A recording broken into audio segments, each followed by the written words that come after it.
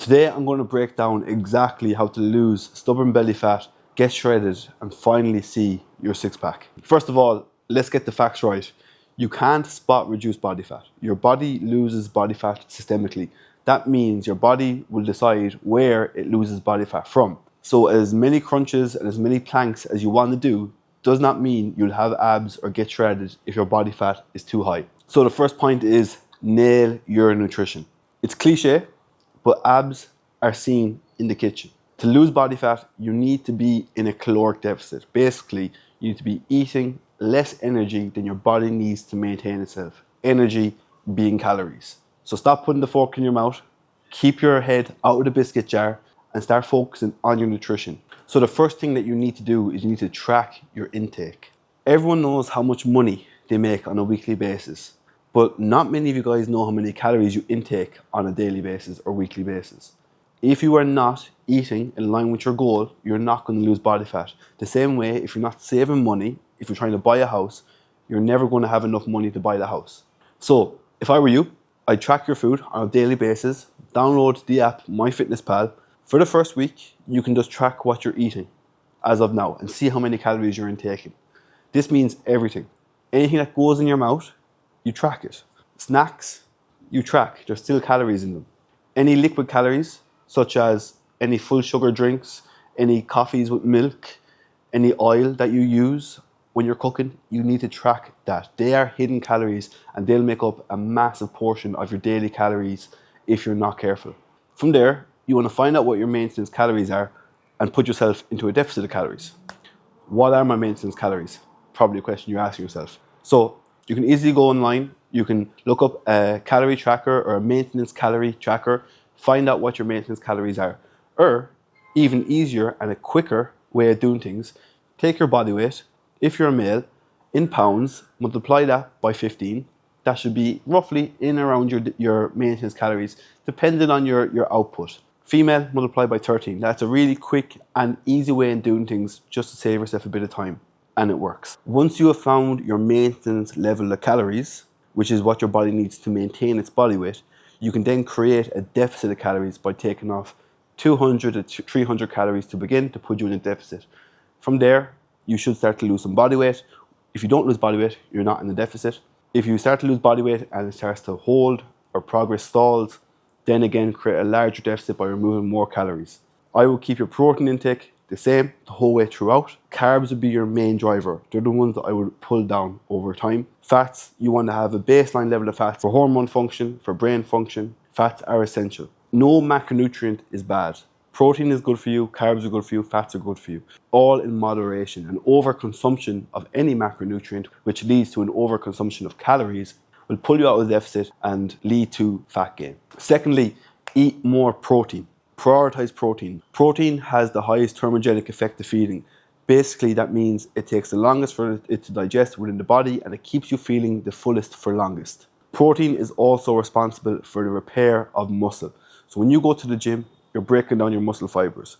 Protein is what is responsible for building back those muscle fibers and building them back bigger and stronger. Rule of thumb, 0.8 to 1.2 grams per pound of body weight for your protein intake.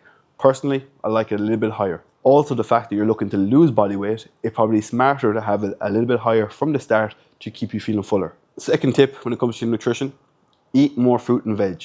Fruit and veg are high in fiber, and again, fiber keeps you feeling full.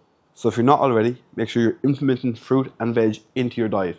With my clients, I actually don't even get them to track their veg. Just keep it consistent, eat veg in your diet. With your fruit, I would track it as they are higher in calories. Third point within nutrition is cut back on ultra processed foods. They will spike your cravings.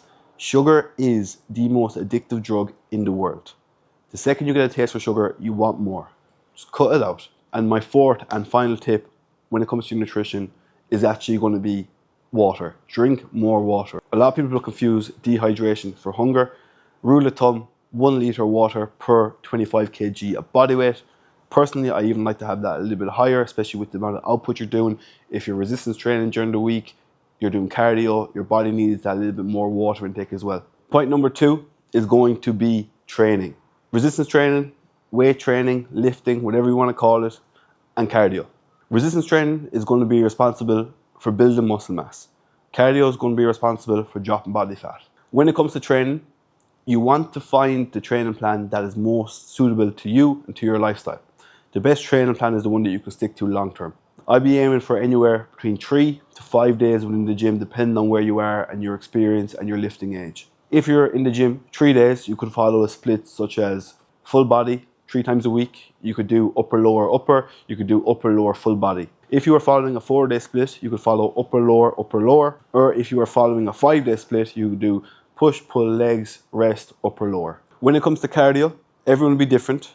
If you can do cardio each and every day, a little bit of movement, I don't see anything wrong with it. But I'd be aiming for 3 to 4, if not 5 to 6 cardio sessions per week, starting off low and building that up over time.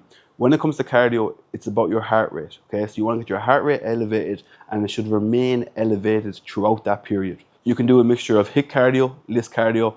Personally, I prefer LISS, low intensity, steady state cardio, incline treadmill, cross trainer, stairmaster, bike, whatever you enjoy, whatever one you're going to stick to.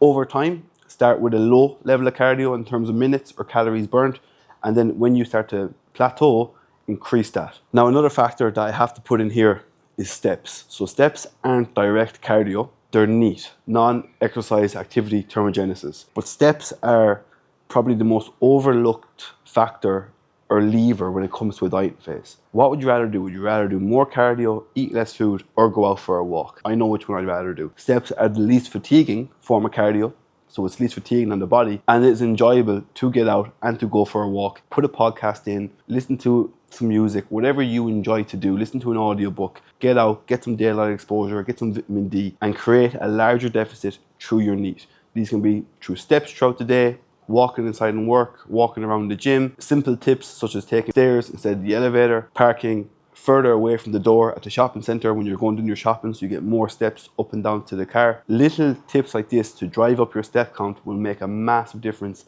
in your fat loss phase. Now, the third factor when it comes to dieting, and the one that is most overlooked, is the lifestyle habits, mainly sleep and stress. If your cortisol levels are high, which is the stress within the body, the stress hormone, your body will retain water weight. This could be from stress inside the gym, relationship, work. It could also be from a lack of sleep. So you need to make sure that stress levels are managed. When it comes to sleep, I'll be aiming for anywhere between 7 to 9 hours of sleep. And when it comes to managing stress, I would look at what is causing stress, finding the root of the problem, and only controlling the controllables. If something is completely out of your control, there's no point to stress about it because it's out of your control. If something is in your control, then don't stress about it because it's in your control. When it comes to managing stress, go out for walks, again, driving up your step count, meditate, journal, phone a friend, draw in a colouring book. It doesn't matter. Whatever you find is good for you to bring those stress levels down. And also, take your rest days seriously. Rest days are exactly what it says on the tin. It's time to rest, recover. If you're overexerting yourself, your body's over-fatigued, it's going to be non-responsive. So when it comes to rest days, find what you like to do on rest days, whether that's an active rest day, going for a hike, going out for a walk, whether it's going to the cinema, whatever it is, take those rest days seriously. But the real secret and the real truth about getting shredded, seeing a six-pack, losing that stubborn body fat, it's about being consistent, being patient. Results take time, and consistency breeds results. I've been coaching for 6 years now, and I can promise you the clients to get the best results are the ones that stay consistent, they trust the process, they fall in love with the process. The man who loves walking will walk further than the man who loves the destination. So if I were you, I'd fall in love with the day-to-day. I'd find a training plan that you enjoy, a nutrition plan that you enjoy, something that you can sustain, stick to, and that you can fall in love with the process. If this has helped, please drop a like, leave a comment, hit subscribe. And if you really want to get shredded, you want to take your physique to the next level, and if you want help from a professional, someone who's been coaching for 6 years and has helped change hundreds of lives, male and female, through fat loss, through building muscle, life-changing transformations, click the link in the bio below for more information on online coaching, and I'll be in touch. And if you have watched this far, YouTube would probably recommend a video for you here or here, and if I were you, I'd watch one of those.